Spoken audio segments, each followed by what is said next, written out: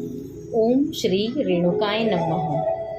आज आपण क्रमाने 3 अध्याय करणार आहोत। चौथा अध्याय माझ्या आधीच्या व्हिडिओमध्ये आपल्याला बघायला मिळेल। स्वास्तिकम या चॅनलवर मी आपल्या सगळ्यांचं सहर्ष स्वागत करत आहे। ओम श्री रेणुकाय नमः। चला तर भक्तांनो, आपण 5व्या अध्यायाचं श्रवण करूया। ओम श्री रेणुकाय नमः। ओम श्री रेणुकाय नमः। ओम श्री रेणुकाय नमः।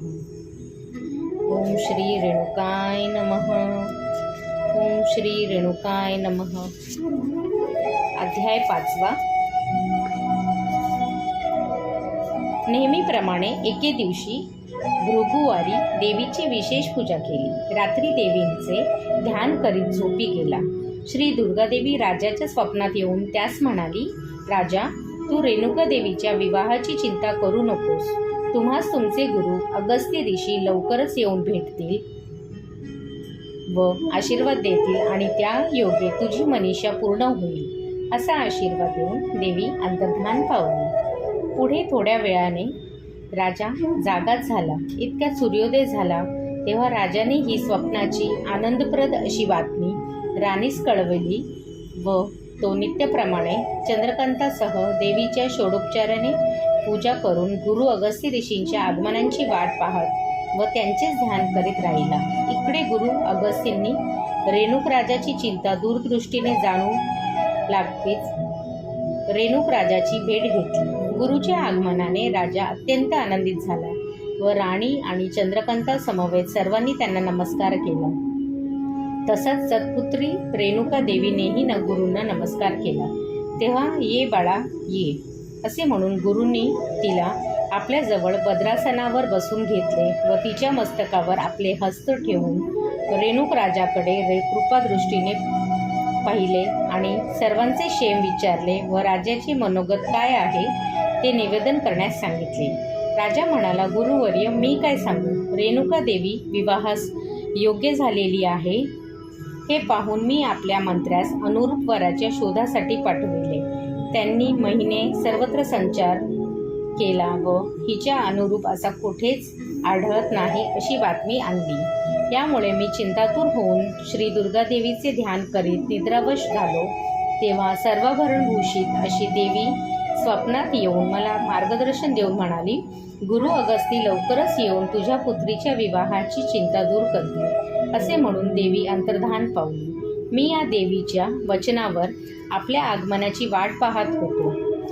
आपण आम्हाला दर्शनाने दिले आणि आपणच आमची इच्छा पूर्ण करण्यास समर्थ आहात असे राजा म्हणाला। ही राजाची विनंती ऐकून अगस्त्य ऋषी म्हणाले, हे राजा, तू चिंता करू नकोस। येथून दक्षिण दिशेकडे अत्यंत महिमास्पद अशा मालपहारी नदीच्या काठी सिद्धाचल म्हणून सर्वांना सिद्धी देणारे असे एक आश्रम आहे। त्या ठिकाणी हजारो ऋषी आपापल्या इच्छेप्रमाणे यज्ञ यागादी सत्कर्मात निरंतर आहेत। अशा या पवित्र ठिकाणी ऋषीमध्ये श्रेष्ठ असे रुचिकमुनी चतुर्वेद षष्ठशास्त्र पारंगत आहेत। त्यांना पतिव्रता शिरोमणी अतिथी अभंगताचे आदरातिथ्य करणारी अशी सत्यवती नामक एक पत्नी आहे आणि अशा या दंपतीस शिवांश संभूत असा जमदग्नी नावाचा एक सत्पुत्र असून तो रुचिकमुनींच्या अनुग्रहास पात्र असा आहे आणि हाच वर तुझ्या रेणुका देवीस अत्यंत अनुरूप आहे।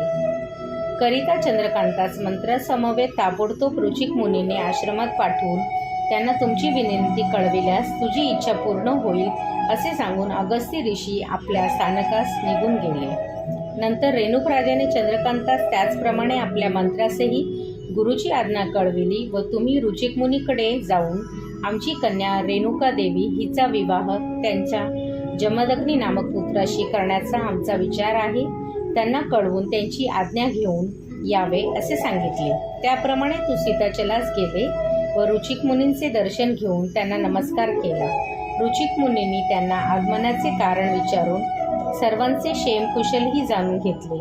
त्यावर चंद्रकांत व मंत्री म्हणाले, हे यतिश्रेष्ठ, गुरु अगस्तींनी आमच्या राजास त्यांची पुत्री रेणुका देवी हिचा विवाह तुमच्या जमदग्नी पुत्राशी करून देण्याबद्दल आज्ञा केली आहे म्हणून आम्ही त्या कार्याकरिता आपल्या चरण सानिध्यास आलो आहोत. हे त्याचे बोलणे ऐकून रुचिक मुनी म्हणाले, आम्ही आपल्या सदिच्छेस संमती देतो. नंतर रुचिक मुनींनी आपल्या पुत्रास बोलविले.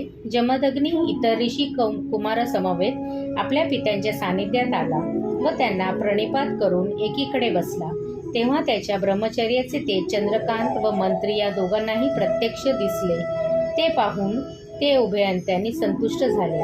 रुचिक मुनींनी त्यांचा मनोभाव जाणून आपल्या पुत्राकडे कृपादृष्टीने पाहिले व तेथेच जवळ बसलेल्या ऋषिकुमारांना उद्देशून ते म्हणाले, हे ऋषिकुमार हो, काश्मीर देशाच्या रेणुक राजाच्या आपल्या कन्या रेणुका देवी हिचा विवाह आमच्या जमदग्नी पुत्राशी करून देण्याचे विचारणे आपल्या मंत्र्यासह वगैरे इकडे पाठविले आहे. ही मंगलवार्ता तुम्हास कळली ना? असे हास्यमुखाने रुचिकमुनी त्यांना म्हणाले.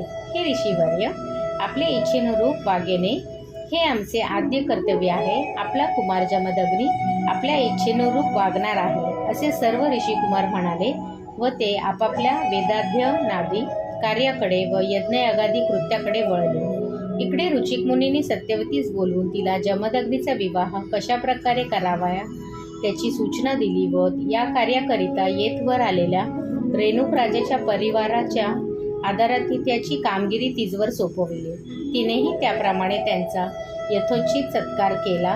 रुचिक मुनींनी चंद्रकांत व मंत्री या दोघांनाही आपल्याकडे बोलविले व हे चंद्रकांता, तुमच्या विनंतीस आम्ही संमती दिलेली आहे असे त्यास कळविले. ते ऐकून चंद्रकांत म्हणाला, हे ऋषीश्रेष्ठ, आम्हासही आपल्या वचनांचे अत्यंत संतोष झाला. आपल्यासारख्या सुज्ञा आम्ही जास्त काय सांगणार आहोत. तेव्हा आता आम्हास आपण रेणुका देवी जमदग्नी यांचा विवाहाचा निश्चित काल तेवढा कळविल्यास आम्ही येथे ज्या कार्यासाठी आलो आहे त्या कार्याची पूर्तता होणार आहे, असे चंद्रकांत व मंत्री ऋषींना म्हणाले. त्यावर ऋषींनी बरे आहे असे म्हणून आपल्या आश्रमातील इतर ऋषींना पत्नींना बोलवून आणविले व सर्वांच्या संमतीने वैशाख शुद्ध अक्षय तृतीयाच्या शुभ मुहूर्तावर हे कार्य सिद्धचलावर करण्याची तयारी करावी असे तुमच्या राजास कळवा, असे त्यांनी सांगितले. हे ऐकून चंद्रकांत संतुष्ट होऊन मंत्री समवेत आपल्या राजधानीस परत गेला. त्याच्या आगमनाची अत्यंत आतुरतेने वाट पाहत असलेले राजा त्यांना आलेल्या पाहताच त्यांना म्हणाले, हे चंद्रकांत व मंत्रीवर्य हो, तुम्ही केलेले कार्य सफल झाले ना?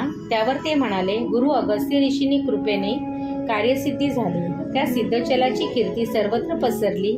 याचे मुख्य कारण तेथे असलेले रुचिक मुनींचे पतिभक्ती पारायण पतिव्रता शिरोमणी अशा सत्यवतीची पतिभक्ती हेच असले तरी रुचिक मुनींनी तपोबल हेही एक प्रबल कारण आहे, अशी त्यांच्या प्रत्यक्ष दर्शनांनी आमची खात्री झाली.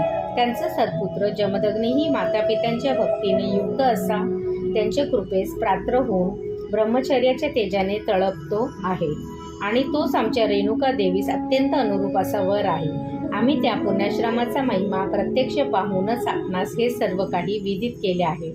तेव्हा राजा म्हणाला, हे चंद्रकांत, तुम्हाला झालेल्या संतोषावरून मला सर्व काही समजून आले आणि तरीही पुढील विवाहाची रूपरेषा मला समजावून सांगा. त्यावर ते म्हणाले, प्रभो, याच वैशाख शुक्ल तृतीयेच्या शुभ मुहूर्तावर त्या सिद्धचलावर विवाह आहे. ही शुभ सूचना ऐकून राजा अत्यंत आनंदित झाला व गुरुकृपेने स्मरण करीत म्हणाला, हे मंत्रीवर्य, या राज्यकारभाराचा भार तुझ्यावर आहे, मग मी काय सांगू, असे म्हणून व त्यांची आज्ञा करून आपणास कळविलेल्या आनंदाची वार्ता आपली राणी व इतर स्त्रियांना कळविण्याकरिता राजा गेला. त्या बातमीने त्या सर्वांना अपरमित आनंद झाला. अशी ही कथा सूत ऋषींनी शौनकादी मुनींना कळविली. पुढे होणाऱ्या रेणुका देवी जमदग्नी यांच्या विवाहाची माहिती सांगू. अध्याय 5 संपन्न. ओम श्री रेणुकाय नमः. ह्याच्या पुढील व्हिडिओत मी आपल्यासाठी 6वा अध्याय आज घेऊन येणार आहे. तरी आपण सगळ्यांनी कृपा करून हे श्रवण करावं. ओम श्री रेणुकाय नमः.